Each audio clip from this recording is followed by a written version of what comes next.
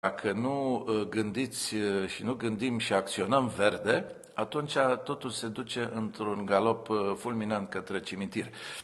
Situația actuală, care probabil este datorată marilor puteri într-o gâlceavă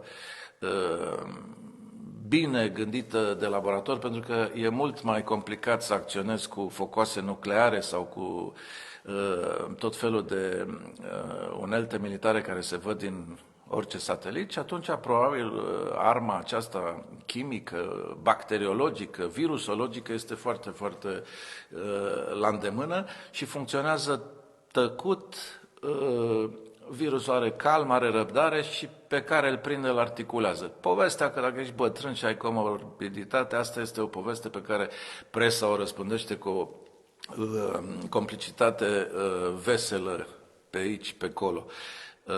Gâlceava așadar între America, Rusia și China produce efectele pe care le vedem astăzi, dar se bazează și pe ceva foarte, foarte simplu.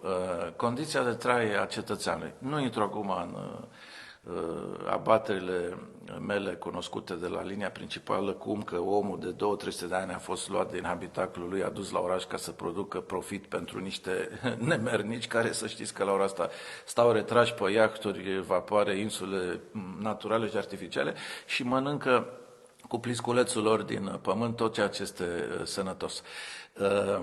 Legătura este foarte simplă. Scăderea dramatică a calității vieții pe pământ, chiar dacă nouă ni se pare că mergem disciplinați cu botniță și cu mânuși și stăm la 3 metri unii de alții, pentru că distanțarea socială pe care o clamează media astăzi este o prostie verbală, după părerea mea, e vorba de o distanțare pur și simplu fizică. Distanțare socială este cu totul și cu totul altceva. Iată că noi acum ne-am apropiat cumva social, nu ne-am distanțat. Acei 2-3 metri unul de față de altul înseamnă pur și simplu o distanțare fizică. Ele sunt niște lucruri necesare, dar ăsta este efectul urmărit și dorit. Un strănut a omorât până acum peste 100.000 de cetățeni, ceea ce cu cinism îi spun că la 8 miliarde de umanoizi este un fleac, pentru ca să experimenteze și să studieze cum se comportă specia umană în ansamblu. Dumnezeu, să știți că nu are nicio legătură, apropo de încercările unora și altora să acrediteze această teză. Nu are nicio legătură cu această poveste. El ne-a lăsat în pace de milioane de ani, odată cu isprava doamnei Eva. Vă să zic că, de exemplu, biserica greacă și cipriotă, tot ortodoxă și mult mai ortodoxă decât a noastră, au spus foarte clar, stați acasă, Dumnezeu nu vă numără în incinta bisericii ca la școală.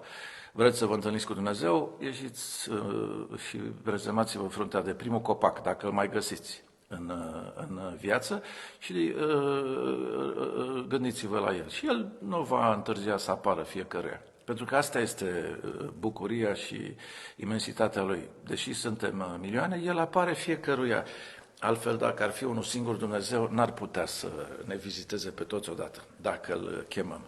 Vă să zic că experimentul, cred eu, iscat de acești cetățeni mondiali funcționează și veți vedea ce o să urmeze, pentru că exercițiul iscat de acest virus va fi continuat. Odată la nu știm câți ani, cei care veți fi în viață veți beneficia la 5, la 7, la 8, la 11.